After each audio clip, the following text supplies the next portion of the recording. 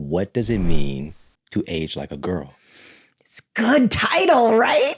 It's funny because I just want to point out that I didn't just pick that title because I have this Like a Girl brand. I really wanted to look at aging from a new perspective.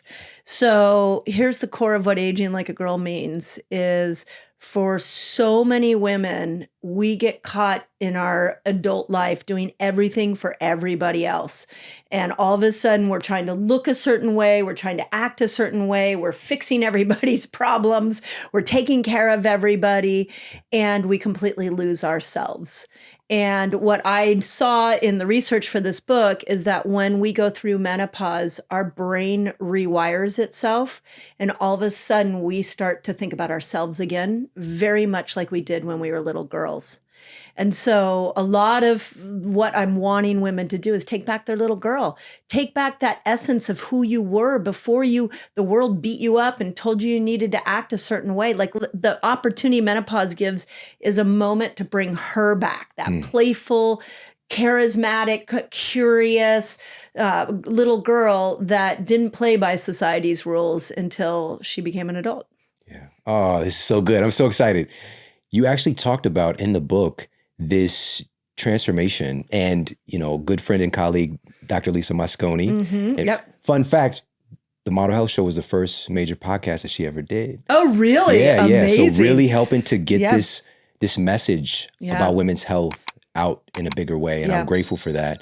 But you share some insights from her as well, but also you talk about this change that happens in the female brain going into puberty that kind of sets the template for the next few decades. Yep. Can you talk about that? And then the change that happens at menopause? Yeah. So we need to look at puberty and menopause as bookends to a woman's life. So when we hit puberty, one of the things that we're not aware of is that there are two brain changes that are happening.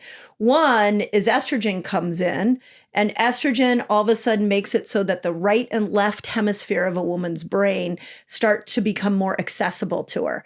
We actually have a thicker corpus callosum in the female brain, and estrogen stimulates that part of our brain, which is the highway between the right and the left brain.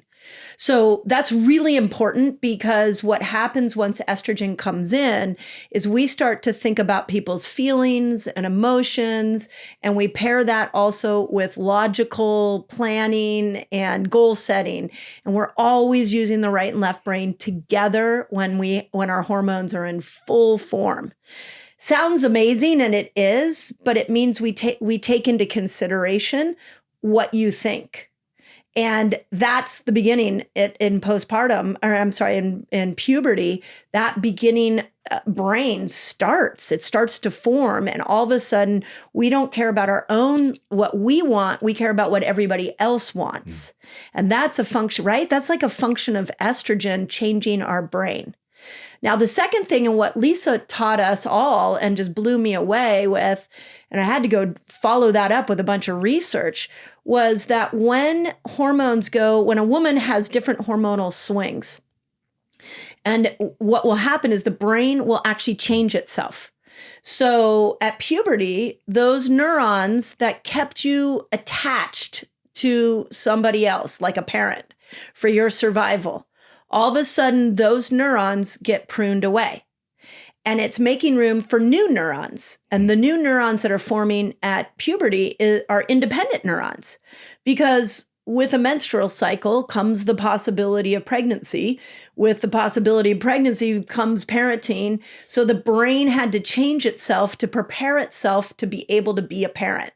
So it's really interesting when we look at that brain change, because anybody who has a teenage daughter knows the pain of being pushed away by your teenage daughter when she's all of a sudden 14, 15, 16 years old. That's part of the evolution. The brain rewired itself so that she can start to be more independent. So we have one bookend that starts this brain change for women. Then you fast forward to menopause and all these hormones go down, and all of a sudden the brain changes itself again. Which is really like, how cool is the body? Like you have a major dip in hormones, and the brain, that's not just causing you suffering, that's actually purposeful. the brain now rewires itself for its next job. And you know what its next job is in menopause is leadership. And so here we are, like living this world where women are so scared of aging, they are freezing their faces and trying to keep thin, and they want to, keep youthful so you'll love us. But what we are not talking about is the fact that her brain is actually rewiring itself to become a better leader, not to be tossed aside because she has a wrinkle on her face. Mm-hmm. This is such a revelation because for years, and the messaging, and well-intended, telling women, put yourself first. Yep. Right? Make yourself a priority. Yep. Why is that so hard for you to do? And we can finally understand, like, this isn't just like some kind of character flaw. Right. This is a adaptation. This is changes in the brain. This is program changes in the brain. Yep. Now, of course, that can swing to an unhealthy place. Of course. But it's understanding that this is what's real, it's what's normal, what's natural, and we can find a healthy way to work with it instead of against it. That's right. You bring up so many good points in that statement of, we ask women, like, put yourself first, stop doing it for everybody else. But what we don't realize is the day we started our period and estrogen came in all her glory is the day we started to build what we call a relational brain. A brain that is always thinking about everybody else. Like, for example, with an influx in estrogen comes an influx of oxytocin. And women actually have more oxytocin receptor sites in their amygdala than men. And so what ends up happening is, to calm our fear center, we tend to go more towards a tend and befriend response, which is, I'm having a bad day. I'm going to come home and chat with you about it. I'm going to gather my girlfriends about it. I'm going to get in community, because we need that oxytocin to start to calm us. So you take that developing brain in puberty and you mix it with a society. And this is why I put in the book about Carol Gilligan's work.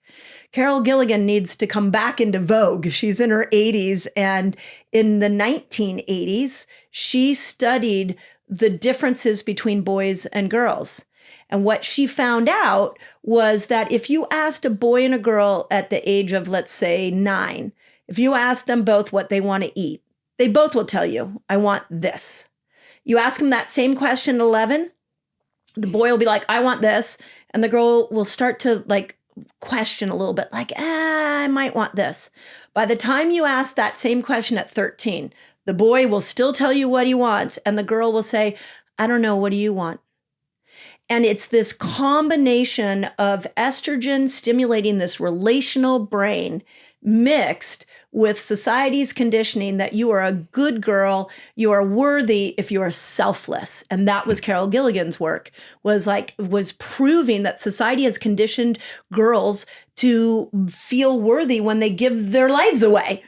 And then amazing men like you, and my husband's like this too, come and they're like, what do you want? Don't, put yourself first. We don't know how to do that. We don't know how, our brain has been conditioned for so many years to take care of everybody else. Mm-hmm. Our brain has been conditioned that if I look a certain way, you'll love me. If I act a certain way, you'll love me.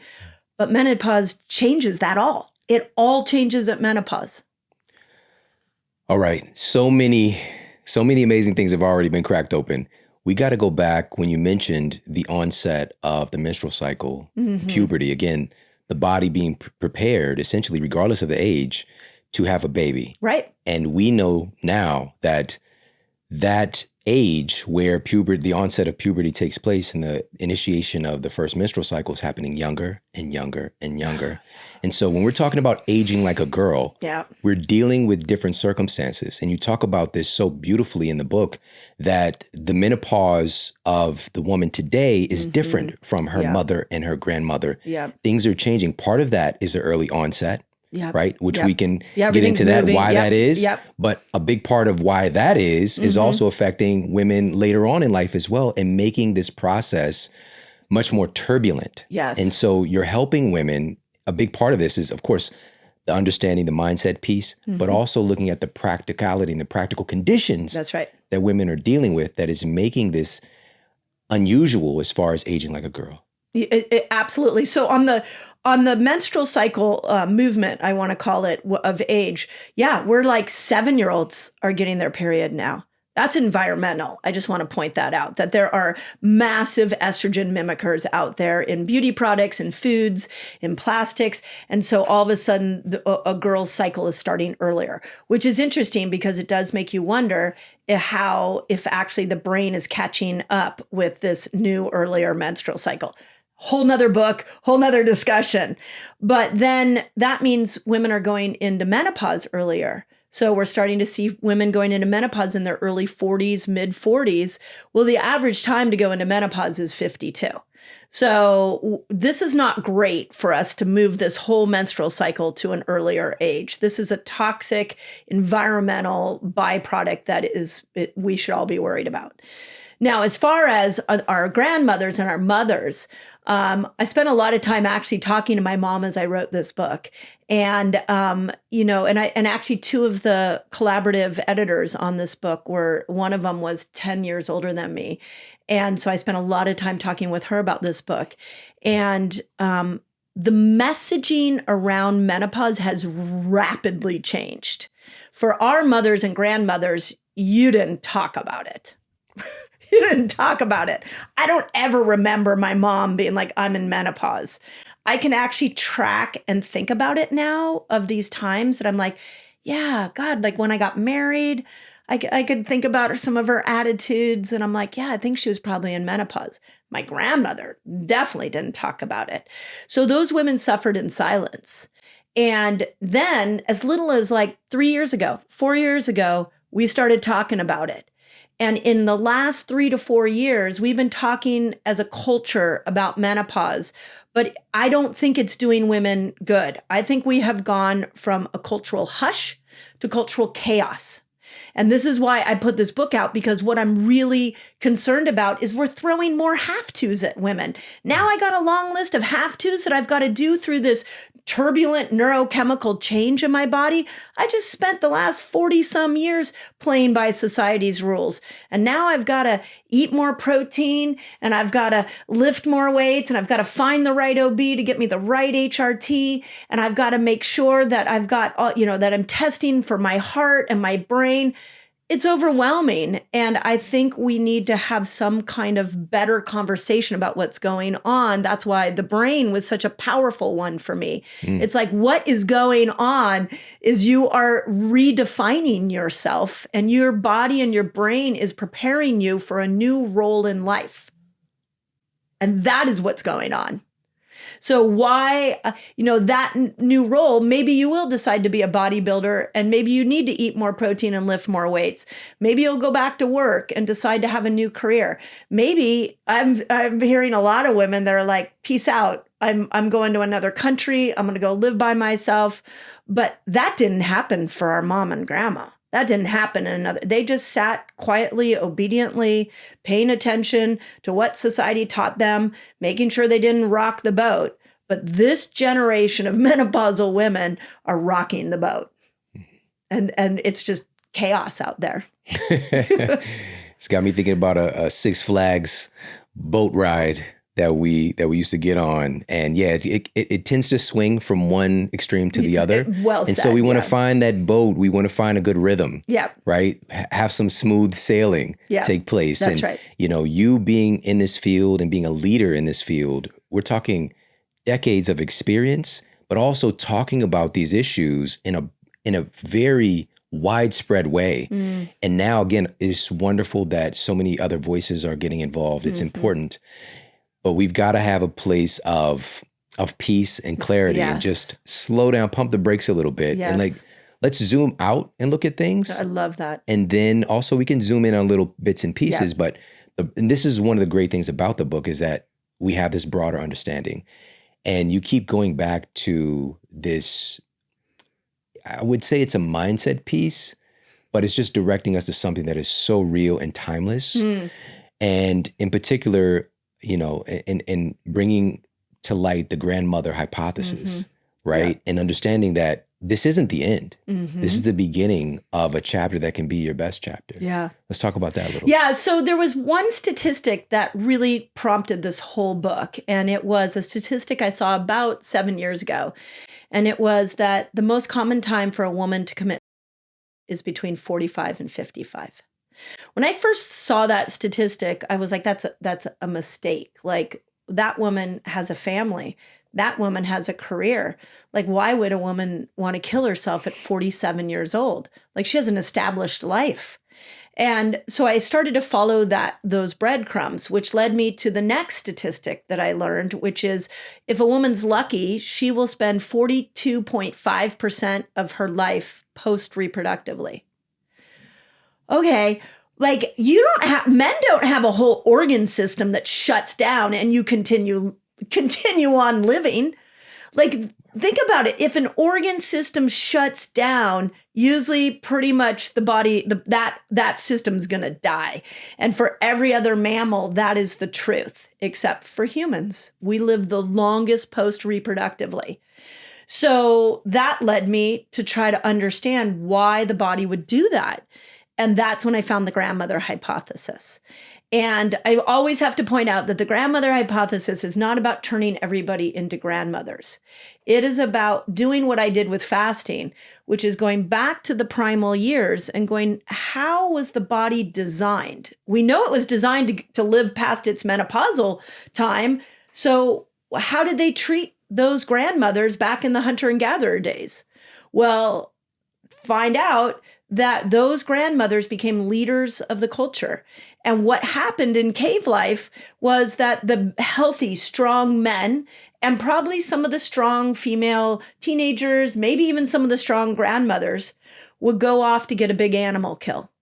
They came back with a kill 3% of the time, which is 1 day out of 30. That's not enough for the clan to survive.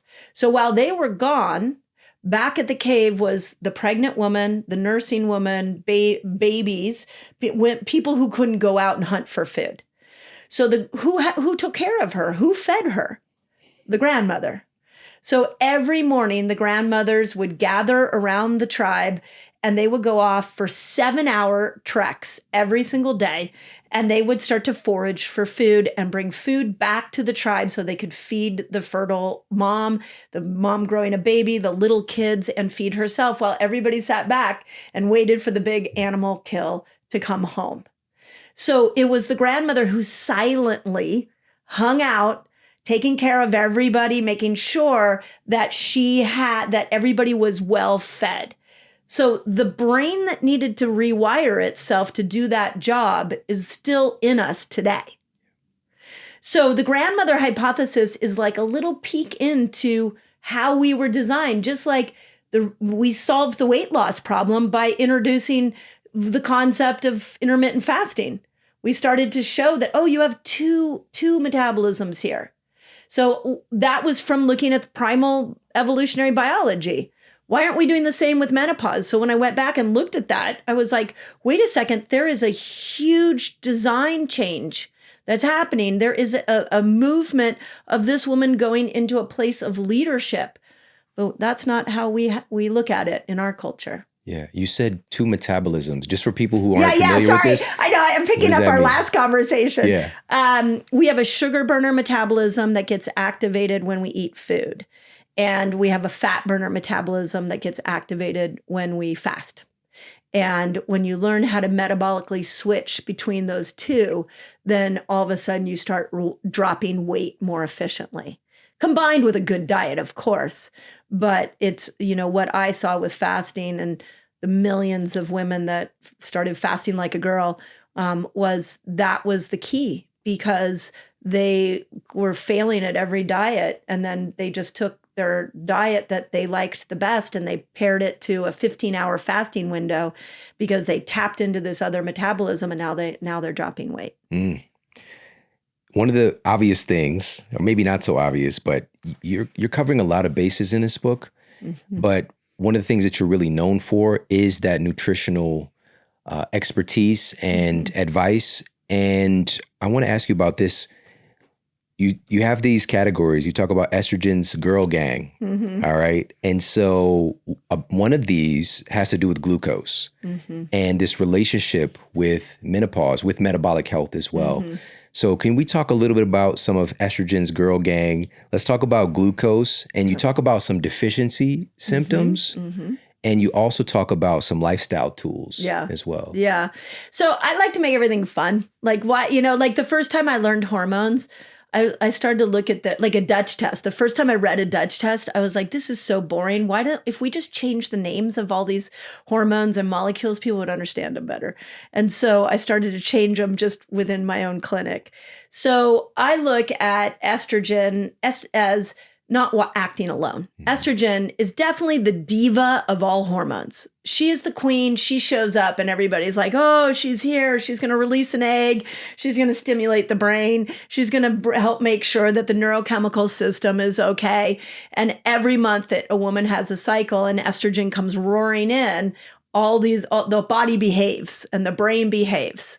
But she didn't do it alone. She had a whole crew that she stimulated. And that crew is what I call estrogen's girl gang. And in it are these really important neurochemicals. And we can get into this, like dopamine and serotonin and oxytocin. Estrogen stimulated all of those. But what to your question that is really interesting to my fasting brain and all these women that want to lose weight as they go through menopause is what's not being taught enough is that when estrogen started to go away, all of a sudden that whole metabolic system changed. Your body becomes less sensitive to glucose and insulin. So let me make this really practical. That meal you ate at 25 over and over again, maybe it was the pizza and beer night at 10 o'clock that you did. If you try that at 45, you will gain weight so fast. Because estrogen, as she declines, changed the way glucose and insulin operate in our body. That's huge. You and I were talking about YouTube. I don't know if you have this on your YouTube channel, but there are certain topics that everybody wants me to keep talking about. And the one that everybody wants me to keep talking about is menopausal belly fat. And that is not because you're cursed. That is because estrogen started to decline and you became more insulin resistant and nobody gave you the memo. So now if you're 45, you have a couple of options. One option is you could live with the weight. You could just be like, okay, this is who I am now. The second option is you can clean up your food system, which I think you and I would both strongly agree. Yes, you should do that. Get off the ultra processed foods. But the third option, and the one I'm bringing forward so loudly in this book, is you have to fast. Where fasting might have been an option before, not an option once you start to go into the menopausal years, because you are moving into decade after decade of more insulin resistance. Because as estrogen goes down, you're going to become less insulin sensitive. So what's in your toolbox? How are you going to help that moment? And unfortunately, what women do is we don't think it's something else out there. We think it's our fault. So we start thinking, I must be undisciplined. I didn't get the right diet. I'm not exercising. And we start to think that the weight gain is our fault. But again, you didn't get the memo. The memo is estrogen helped you become insulin sensitive. And she left the building. And when she left, she took insulin with her. And now when you eat, you have all this glucose rolling around in your system and your body doesn't know where to put it, so it put it in fat. So why specifically does fasting help with menopause-related weight gain? Yeah. So what fasting does is, let's use an example that people can understand. Let's say you sit down on a Tuesday and you eat a hamburger and fries. And all of a sudden you don't exercise, you don't move to use all that glucose that came from a hamburger, fries, we'll throw a milkshake in there and a milkshake in there. And you have all this glucose in your system. When you were in your younger years, what would happen is that insulin would be released from the pancreas, and insulin would look at all these glucose molecules and say, you know what? I'm going to help move you into the cells so you can energize these cells. I'm going to make sure that you do your job here. There's a lot of you, but it's okay. I'm going to get you into the cells so you get activated. That's what your younger self did. When you moved into menopause, what happens is you have this huge meal, but the pancreas is not getting the message it needs to actually make more insulin. So you have all this glucose swimming around in your system. This is Alzheimer's. Where's that glucose going? Going up into the brain. It's going around the belly. It's going in the back of the arms. It's going in your face. It's going everywhere because the body doesn't know how to use it. So when you fast, what you're telling your body is, hey, there's no glucose coming in here for a little while. So you're going to need to go find what you stored years ago or what you stored 3 days ago. So it's a way of accessing and training the body to go after this storage area of all this extra glucose. Yeah. Yeah. It's free. It's free too. It's something to not do. That's right. Right. And also, there's so much science on this now. Again, this has been known for decades, but now it's just a big part of the health conversation. If you want to improve insulin sensitivity. Yeah. Right. Yeah. I mean, because what you're doing is you're giving your body, your metabolic system, a break from the influx of glucose. And you're nudging it and saying, hey, so I need you to go figure out how to burn fat. I need you to figure out where you stored all the extra glucose that I gave you over the last 30 years. And so it's like you're sending a message to your metabolic system to switch over to fat burning and start to use that excess in a new way. Love this. So we talked about glucose, another member of estrogen's girl gang. You said earlier, dopamine. Let's talk about that one. Yeah. So it's so fascinating to me that estrogen stimulates dopamine because check this out. Estrogen hits her peak during ovulation. So why would we need dopamine then? Like why would the body all of a sudden then have a high dose of dopamine? Well, we wouldn't be sitting here if a whole bunch of people didn't decide to reproduce. And so there needs to be motivation that kicks in so that we can actually feel motivated to go and actually want to reproduce so that the species stays alive. So estrogen and dopamine have this very intimate experience with each other. Wherever she came, dopamine went. Now, dopamine is motivation. And one of the things that I noticed in my clinic was all these women coming in, very, very successful women, really in shape women that were like, I don't feel like working out anymore. I'm not going to clean my house. I used to be a neat freak, not a neat freak anymore. I don't want to drive the kids everywhere now. I don't want to be like climbing the corporate ladder and also be at home trying to take care of my family. Something's happened to my motivation. And that's when I started to study this connection. And when estrogen drops, so does dopamine. And when dopamine drops, your motivation starts to drop. Your moods can drop too. And all of a sudden, lethargy kicks in. Now, all you got to do is listen to that comment, go to Instagram, and you will see meme after meme after meme just saying with these women, they're like, I can't do it anymore. Well, a big part of that was because dopamine dropped. So your motivation molecule is not hanging around as much. So in the book, I talk about if you want your motivation back, you're going to need to find very creative ways to bring dopamine back into the picture. Like what? What are some things? So dopamine loves novelty. Now, I spent a really long time trying to understand what's the difference between novelty and new. Do you know the difference? Fancy word. So novelty is something unexpected. So you do something new that feels very unexpected. So it's new and it has some uncertainty. It has some uncertainty in it. Yeah. So what I taught my patients to do, and I'll tell you a story about what I'm doing right now, is women when they go into menopause need to go and seek new activities Go learn something new. Change your routine up.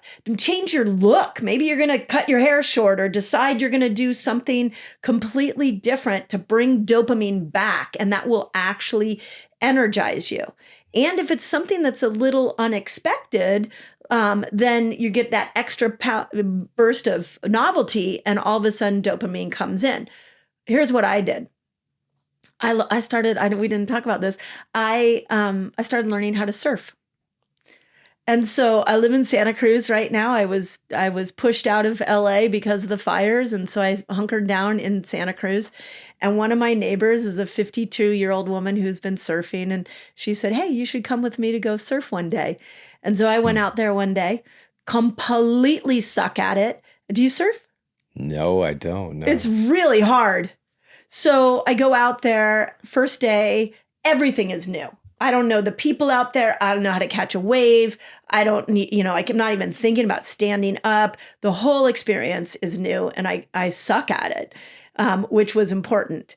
And I came home that day, and my husband looked at me and he goes, why are you smiling? And I'm like, that was so fun. I don't know what goes down in the ocean out there, but you get tossed around and I'm paddling. I'm using my body trying to get to the waves. There's so much to learn. And so I just kept going out and kept going out. I've been doing it for about 2 months now. I go out every day that I'm in town, and every day is new. Every day is a new wave set. Every day is a new pack of people in the lineup. Some days I can catch a wave. Some days I can't. But I always, every single time, come out happier. And I was trying to understand, why is this thing that I suck at making me happy? And it's because it's novel. Mm. And it's a completely different thing than the days I was seeing patients at 7:30 in the morning, or the days that I was driving kids to school at 7:30 in the morning. Now I'm out doing something completely different at 7:30 in the morning. And that's bringing dopamine back in. I love this. It's so smart, but it's also, if you think about that change, and it's a change in your roles. It's like giving yourself permission to attune to your nature, which is like, right now, I'm transitioning, I'm changing. Let me give myself permission to change and do some things differently, right? Just like, and there's so many things. It's like, of course, it's like the tale of two cities, the best of times, the worst of times. But one of the best things about today, we have more access. Yes, we do. To novel experiences, and you might find that thing that you fall in love with. Yeah, and this might be one of my more favorite parts of the book, because I watch so many women come in and they're just like, I'm depressed, I'm bored, nothing in my life is giving me joy. Well, you're going to need to mix your life up. And I'm not saying like blow up your marriage or leave your career. How about you try something new so you can bring dopamine back into the equation? And I was actually sharing this with one of my closest friends who I've known forever. I was sharing what I had found on dopamine and estrogen, and she's about 3 years older than me. And one day she calls me up and she's like, hey, guess where I am? I'm like, where are you? She goes, I'm on my way to Lake Tahoe. I hired a fly fishing guide, and I'm going to go learn how to fly fish for the next two days.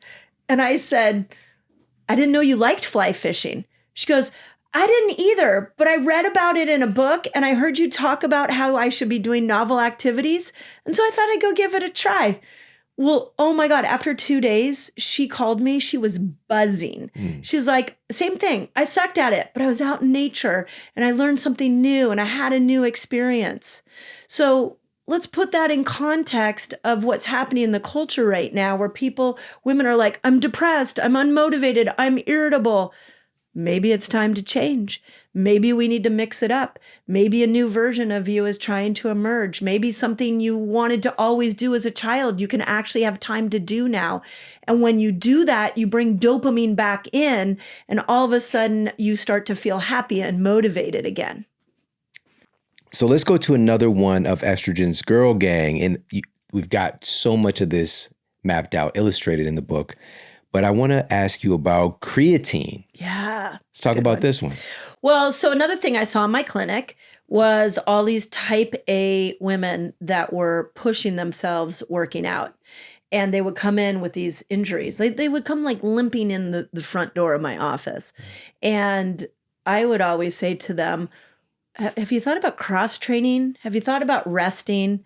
And if you tell like a type A, like motivated woman that she should rest, like that's the worst thing you can say. So the audacity. What do you mean take a day off? I don't even know what you're talking about. But it was happening literally to a subset of women in my practice. And that subset was the high achieving overworker outer that was in her late 40s. So I started to look into what's going on with the musculoskeletal system. Well, estrogen, once again, stimulated collagen and creatine. So when estrogen goes away, you don't have as much collagen and creatine in your natural system. So you have two options. You can change how you work out, which I do recommend. I'm not a fan of Spartan racing or CrossFitting for postmenopausal women. I think it can be a little hard on our joints, but that's a personal preference. But what I do think women should start to do is actually supplement in with collagen and creatine. Now, creatine is interesting because the research is now showing it's not just for muscles, it's also for the brain. And you've got a brain that's rewiring itself, and it could use as much nourishment as possible. So adding in creatine every single day is not only going to give you that muscle power, but is going to really help with your brain power in general. But again, if I'm looking at Instagram, I'm just seeing all these people doing creatine, but I don't really understand why. And it's because when estrogen started to decline, she took creatine with her. She's not stimulating creatine. So that's why. Makes sense, right? Yeah. Yeah. So creatine's not just a fad, a nutritional fad. It is a nutritional necessity for the postmenopausal woman. That's a bar right there. That is a bar. All right. I'll ask you about one more. I want to ask you about BDNF. Yeah. So BDNF is brain fertilizer, and it helps with cognition. Cognition is your ability to hold on to new information. So another trend I saw a lot in my clinic and I experienced with myself was women who no longer wanted to read. And when I asked my patients, why don't you read anymore? They said, well, I can't keep my focus on the book and I can't seem to hold the information in. So when I looked into what does estrogen stimulate when it comes to cognition, I found so much research showing that estrogen stimulated this miracle grow. It's like a steroid that goes into the brain and it makes the neurons really ready to hold on to new information. So anytime you want to learn something new, you need BDNF in your system. And estrogen brought her along. And now estrogen's gone. So you don't have as much BDNF. So your ability to hold on to new information goes down. But we're back at your lifestyle. You can bring BDNF back in. And one of the ways you bring it back in that I love is weightlifting. So we're killing two birds with one stone. Let me lift some really heavy weights, which is considered definitely a crucial part of the menopausal experience, is to start lifting heavy weights. But the brain component of that's not being discussed is that when I break down muscle, there is a metabolite that gets released that goes up into my brain and tells my brain to make BDNF. Now, you also can get BDNF from fasting. So we're back at why should menopausal women fast? One of the reasons is to get yourself some BDNF because estrogen's not stimulating her anymore. Ooh, so it's like checking multiple boxes. That's right. Right? Fasting and lifting weights. That's right. Those two things. That's right. You're talking about those myokines. You got it. Right? Just from the muscle contraction. And this relationship with BDNF is so fascinating. This speaks to another thing you cover in the book, which I was so happy to see, why our ancestors' rates of Alzheimer's was incredibly rare. Yeah. It was incredibly rare to find Alzheimer's, whereas today, it's right around, it's like number 5 or 6 Wow. leading cause of death in the United States. Wow. It's one of these unbelievably, like at this point, to say it's a silent epidemic is crazy because again, it's so high on this list of issues that are ending our lives, but it is a long suffering involved in this as well. And for everybody involved, not just the person, the people around too. And so with this relationship with BDNF, that's I would assume is going to be a part of this that you focus on. With this section was called Primal Memory. Yeah. But outside of the nutrition domain, which we're going to, of course, we'll talk more about that, but you talked about some knowledge sharing practices. Yeah. Can you talk about that a little bit? Thank you for pointing that out, because this is one I really want to bring back into the culture. So if we look at the daily habits of our primal ancestors, the grandmothers, and in the book, I talk about an interview I did with an anthropologist who's a champion of the grandmother hypothesis. Her name is Kristen Hawkes. And she actually lived with a modern day tribe called the Hadza tribe in Tanzania and watched their whole lifestyle. So to say that the grandmother hypothesis, we were living longer than they did in the hunter-gatherer days, is a small part of that conversation, because Kristen's lived with all these grandmothers who are living into their 80s and 90s in this tribe. What happened every single day? Every single day, the grandmothers gathered to go out and forage for food. So they went into community. They had a purpose. Okay, what are the neurochemicals that they stimulated just from those two things? They stimulated dopamine, serotonin, and oxytocin, 3 members of the girl gang, that they actually every day gathered with these women to go out and forage for food. Then when they got the food, they came back, and what they did is they sat, tubers are a big part of what they foraged for, which is sweet potatoes, jicama, sunchokes are one of my favorite tubers. And they came home and they peeled the tubers and started to boil them to prepare them for eating. In that actual process, what they were doing is storytelling and sharing knowledge to all the little kids in the tribe who wanted to hear what their stories of their younger life. Okay, that sounds like a very sweet little grandmothery experience, but let's unpack it neurochemically. When the grandmother is sharing a story, she is actually making her brain secrete acetylcholine. Acetylcholine is a member of the girl gang. So I don't know about if your mom's still alive. My mom's 86. She tells the same goddamn story over and over and over again. And until I understood acetylcholine, I was like, oh God, she's got like 12 stories. It's all she tells are these same 12. But what I realize now is that every time she told that story, she was having to dip into the hippocampus to find that memory. She was having to make sure that she secreted enough acetylcholine, which is the neurotransmitter that helped her go grab that memory. And when we were little and she told that story, she was actually, and this is a really cool part of the grandmother hypothesis, her sophisticated language, which is more sophisticated than a 5-year-old. When she was using words that 5-year-old brain hadn't heard, that 5-year-old brain was starting to grow. So when we look at knowledge sharing, this is something we have to bring back into our culture. We have to look at our wise elders and say, teach us, talk to us, tell us how it used to be. What did you learn? And in doing that, we're helping their brains. We're helping them start to stimulate the part of the brain that turns, plaquey and goes into an Alzheimer's state. We're also causing that brain to actually stimulate acetylcholine. We're also, in this knowledge sharing, helping develop the young brain who's learning a more sophisticated language. Nowadays, knowledge sharing happens on the phone. Knowledge sharing happens on the TV. Why are we not having knowledge sharing happen within families?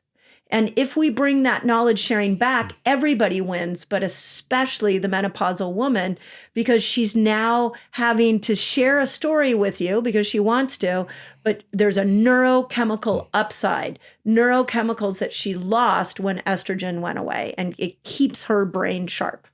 Oh my gosh, I love this. I love this. It just, again, it makes so much sense. It's just being who we are, Yep. you know, and obviously we're living in an environment where those types of behaviors are becoming more and more endangered. Oh, so well said. And we have the ability to, and what's so important about this is that our lives depend on it. That's right. Our species depends on it. Absolutely. And simply acknowledging and we culturally normalize grandparents, our elders, being able to share their story, be able to share their experience, be able to share wisdom. That's right. Right? Wise counsel.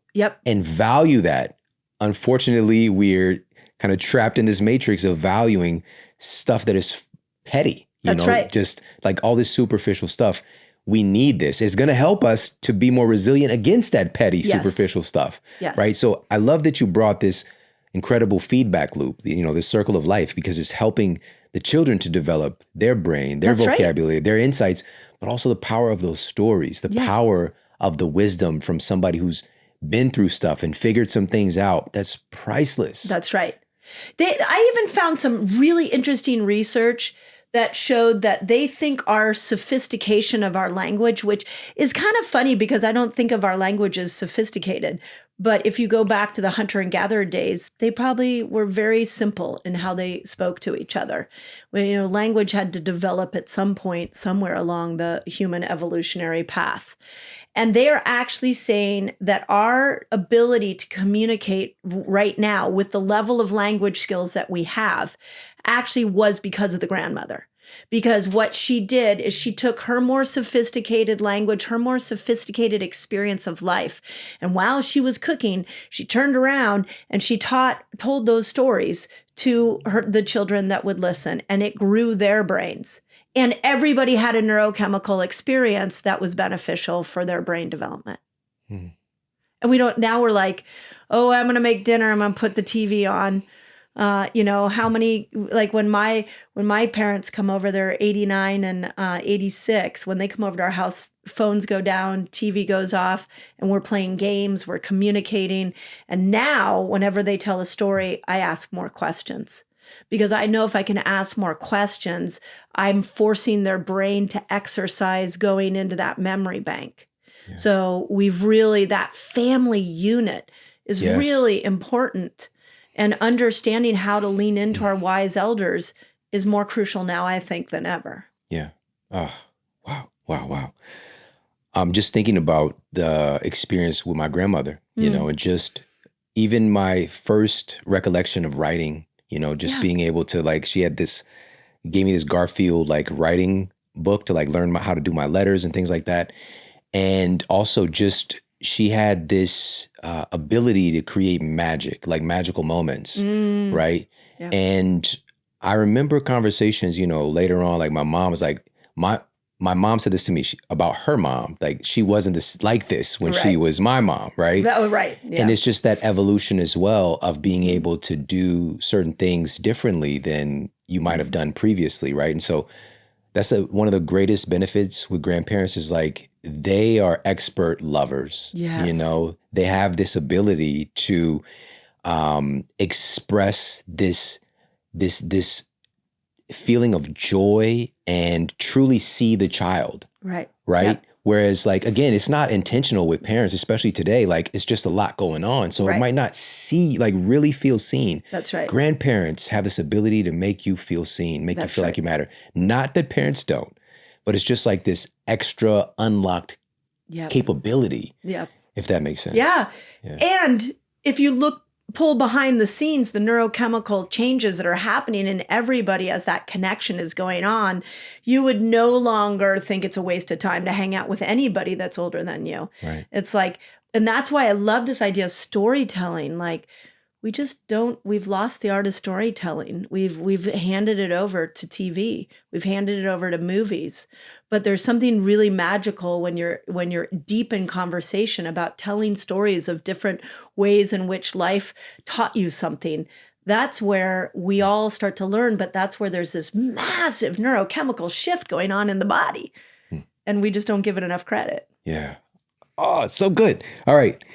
I want to ask you about this because aging like a girl is is very different today. And this is what one of the things you're highlighting and creating a roadmap so that this becomes, again, normalized. Part of this disruption, part of this turbulence, part of this complexity is highlighted in a section in the book you titled The Toxic Dump of Menopause. Yeah. Please talk about that. Yeah. And I so appreciate that you are pulling that out. It's one that needs to be discussed. So hopefully everybody knows we live in the most toxic time in human history. And the toxic barrage, whether it's from air pollution or pesticides or dyes in our food or plastics that are wrapped around our food, all of that, your body has to understand what to do with. And so the liver filters it, but because the barrage of toxins is so great, there's a point at which it can't do that. So what it does is it starts to store all those toxins in the body.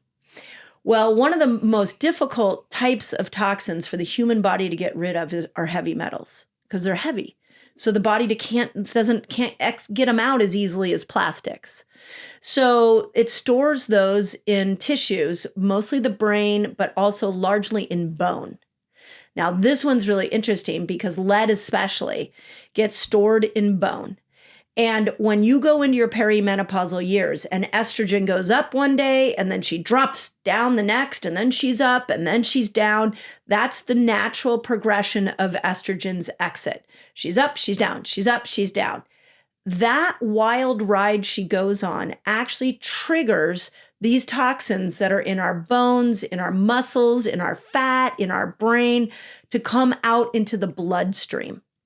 And when they come out into the bloodstream, usually where they'll get recirculated back into is the place where you have the most fat. And one of the places we have the most fat is the brain.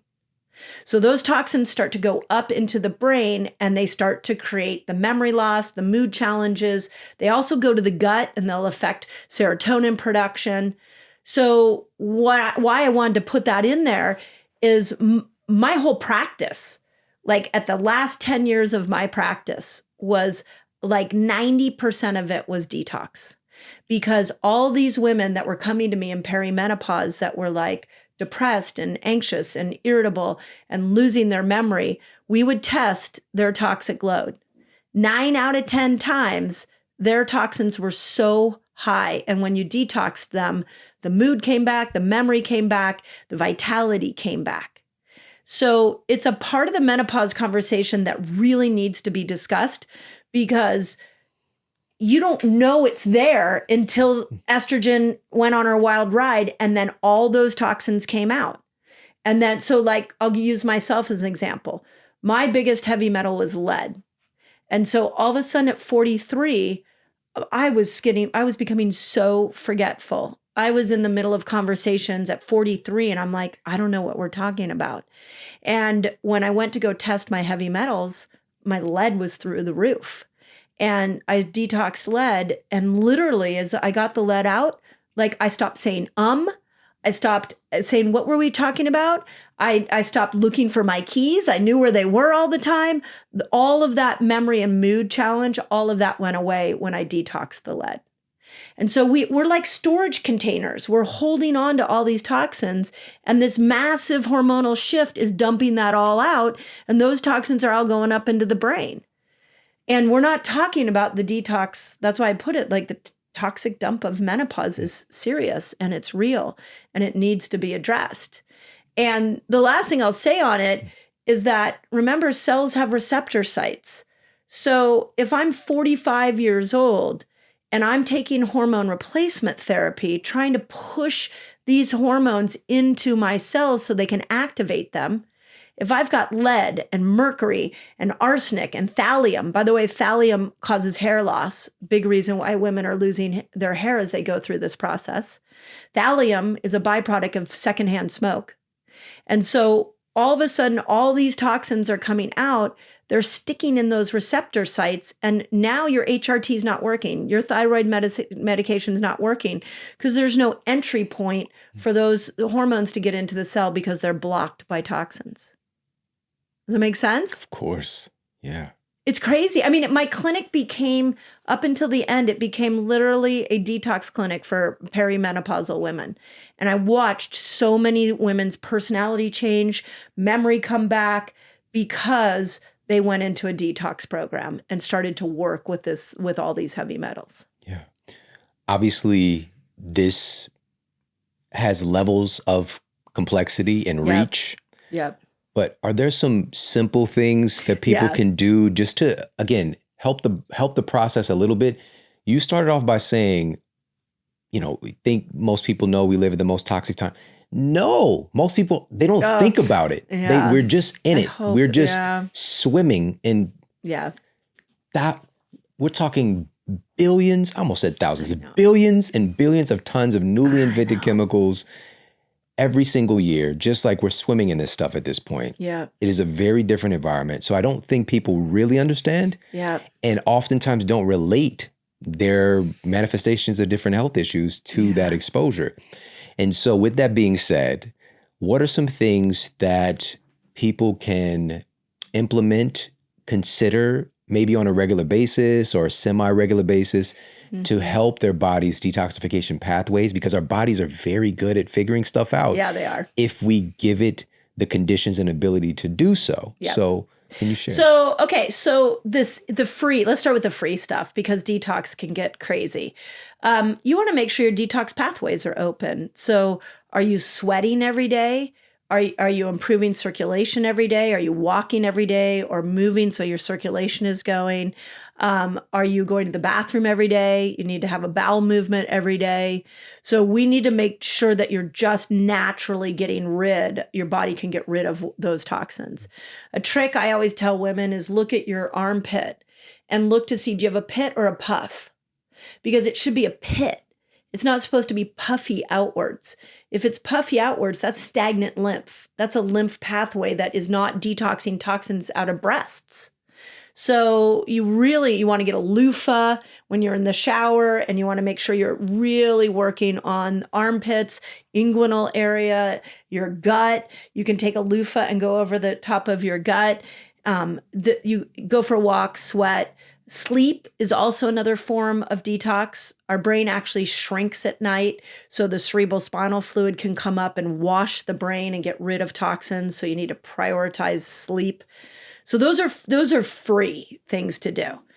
The second part that I would say for menopausal women specifically, you got to go look at your beauty products.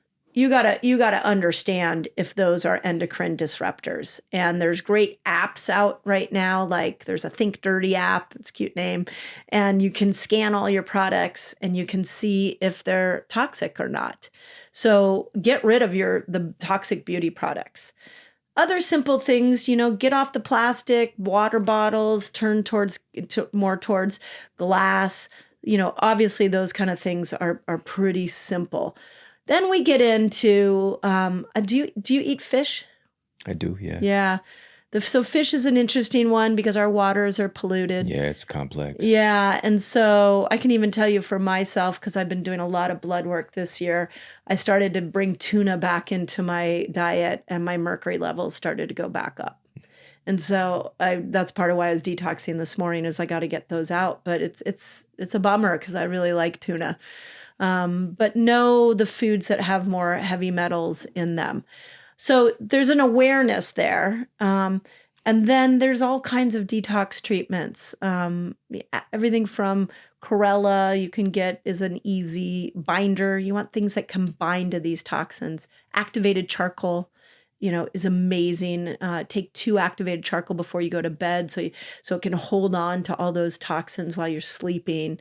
And then from there, you can go crazy. And I mean, what I did this morning was an IV detox. So people who are really into detoxing can go that direction. But what I found in my clinic is that most people aren't aware of this toxic dump. And there are a lot of women. I think this is a really important one to talk about because I don't think we're talking about it enough in the zeitgeist, is what do you do with the woman who tries HRT and she doesn't get a result? She's not feeling better. Well, is it possible her toxic load is so high and she needs to go through some detoxing and then get back on that HRT? Those are like the nuances that we need to start talking about. Right. We tend to just go all in on one thing. Yep. Right? Yep. Instead of looking again, this is a very complex and unifying body. That's right. What are the basic principles of health and performance and just all this stuff working together, doing the stuff it already knows what to do? Yep. Let's check those boxes, make sure that they're checked. That's right. And coupled with our new innovations and or before we get into anything new, right? So, agreed. Listen, oh my goodness. I could talk to you forever. You know, we love this. I know. I love hanging out with you. I know. There's so many incredible things in this book. Outside of that, you know, some of the other things that you talk about: exercise the menopause way, reclaiming your mood. What is the neurochemical state of freedom? What are some ways to embrace and enhance this? But in closing in this conversation, I want to ask you about, you've got a couple of appendices here. Ooh, thank you. And this one is a man's guide to supporting the woman you love through menopause. Please talk about that. What did you think of it? I mean, we don't get a manual on this stuff either. Right. You know, and I've got many stories now of people in my life who have been with their significant other through this transition. And one of them sat right there in that chair and he said, like, I don't know who she was. Yeah. You know, like I just kept on loving her through it. But, you know, she seemed like a different person from day to day. Yep. And, you know, just to have some acknowledgement and guidance on our part, I think it is priceless. It's invaluable. Yep. One of the other things that you shared in the book was this staggering statistic about divorce during menopause. Yeah. And, you know, a lot of people, again, we're just walking into this blind. We have no idea that this is going on, or this might be a key reason or foundation on what's happening here. And I appreciate the acknowledgement in a strange way, because you really need the acknowledgement. Women need the acknowledgement and the support. But how do we do it? Yeah. That's why I asked, because I wrote it to men, knowing that a lot of women would read this book, find themselves, have all these ahas, and then they've tried to turn around and explain it to their husbands and would fumble. So I'm like, let me create an appendix that's written just to men, so that a woman could just say, hey, can you just read the appendix? And hopefully that would open up a conversation. So that's why I wanted to know your opinion, because you're a man. I want to know, like, how the first person to read that appendix was my husband. I was like, how does that sit?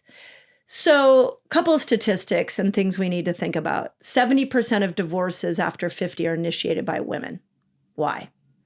That's a question I think I'm not sure we have answered yet, but something's not. I think a lot of women get to this point of their life and they're like, I don't know, there's parts of this marriage that aren't working for me anymore. But since we haven't been talking about menopause and we haven't been talking about this transition in a positive way, then a lot of women are too embarrassed to say that certain parts of their life and the certain parts of the way that marriage works doesn't work anymore. So the most important thing is that a woman expresses, hey, this doesn't work for me anymore, and that a man hears her. So I'll give you an example.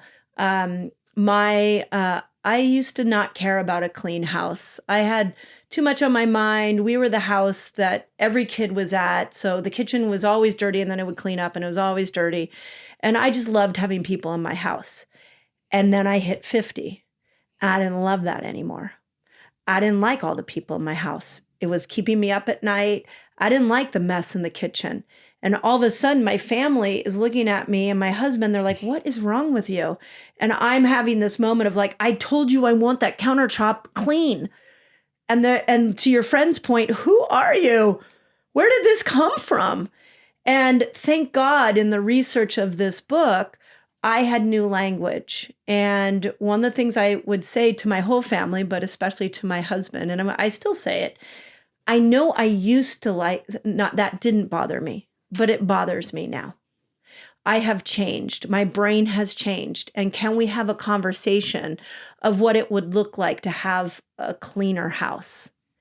That feels so much more collaborative and open than I've told you 1,000 times to not put your clutter on the countertop. That shuts down the conversation. So what my husband and I have done is we use new language with each other. I will say often, I know I used to be that way. I'm not that way anymore. And my husband, oftentimes when we sit down to dinner, he'll say to me, tell me something new you're discovering about yourself now, which is a beautiful opening to like, well, I learned like the other night, I'll give you an example. I was coming down here to LA for a bunch of podcasts. I came by myself because I didn't really need anybody with me. I think my husband was like, are you going to be lonely? Do you need somebody? So he asked me about 4 times. Are you okay going by yourself? You're okay going by yourself? Finally, on the 4th time, I said, can you stop asking me? And I said, let me tell you why. My mom used to do that to me all the time. She would always make me second guess my decisions. And I just learned that the other day. I just discovered that about myself. So you're triggering that in me. And I'd really ask I already told you, you have to, and I said to him, you have to remember, I will tell you what I want now. I am not passive aggressive. I am not putting my desires and sweeping them under the rug. Remember me, 56-year-old me is going to tell you every single time what she wants. So don't ask me 4 times in a row. And he was like, okay, I've never heard you say that before. That was really helpful. Thank you. So we do a lot of new version, old version, and I try to express my change as positively as I can. One thing I do want to say that I think is so important for men to hear, and I really, if I could find a way to get this into every man's heart, I have sat with more friends who have left their marriages that did not want to leave their marriages. And the reason that they left was because they tried to get their husbands to understand this change they were going through, to understand that their needs became different, that their desires were different. And their husbands were the ones that got left were like, I don't understand what you're going through. Our marriage is great. Our life is great. You've changed. I don't understand what's going on. And the husband didn't come on the journey with them. And some of my friends I've sat with that were like with tears in their eyes, they're like, I wish I could have gotten my husband to understand this change. And that is why I put an appendix, because women are not becoming this new version and then turning around and throwing a finger at the men in their life. They're asking that you come on the journey with them as we're all exploring and learning this together. One of my favorite quotes that my husband and I use all the time is from Esther Perel. Have you had her on your podcast? I haven't. I know of her work. She's phenomenal. And she said that most adults will fall in love 2 to 3 times in their adult life. For some adults, that will be with different people. And for some adults, that will be with the same person. And so my husband and I almost every day talk about the new marriage that's being created, not the 30-year marriage that we've been in, but the empty nest marriage with the postmenopausal Mindy that is actually now being created. And we're rebirthing the marriage in a new way. And that, I think, will really help save a lot of relationships if we can have that sort of attitude to this. Yeah. This is so good. This is just good for my soul. Thank you so much for sharing your voice, Shawn, on this. And there was a moment I just wish that I could have been one of those kids coming over to Mrs. Mindy.